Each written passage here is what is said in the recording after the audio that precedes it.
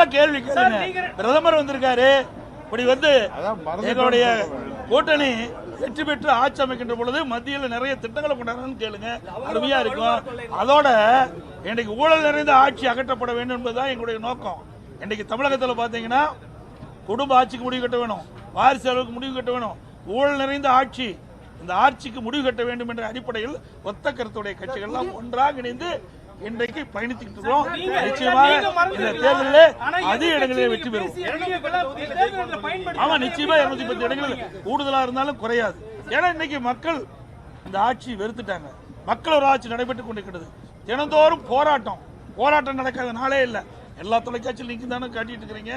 தூய்மை பணியாளர் போராட்டம், அரசு ஊழியர்கள் போராட்டம், அதே போல செவிலியர் போராட்டம், பகுதி நேர ஆசிரியர் போராட்டம், விவசாயிகள் போராட்டம், அதே போல டாக்டர்கள் போராட்டம், பகுதியாசிகள் போராட்டம், இப்படி தமிழகத்தில் போராட்ட பூமியாக ஒரு கலவர பூமியாக மாறுகின்ற அளவுக்கு இந்த ஆட்சி பார்க்கப்படுது. எல்லாமே விரைவில் உங்களுக்கு அவ்வப்போது செய்தி கொடுத்துட்டே இருக்கும். இப்போ ஆரம்பம்.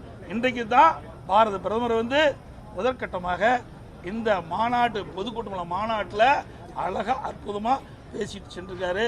அடுத்த கூட்டம் வரும். இன்னும் நிறைய பாரத பிரதமர் பல கூட்டத்தில் வந்து பேச இருக்கிறாரு. அதே போல மத்திய அமைச்சர் வர இருக்கிறாங்க. எங்களுடைய கூட்டணி கட்சி தலைவர்கள் ஒன்றாக இணைந்து பல கூட்டத்தில் பேச போறோம். நிறைய செய்தி கொடுப்போம். தற்போது இந்த செய்தியை நீங்க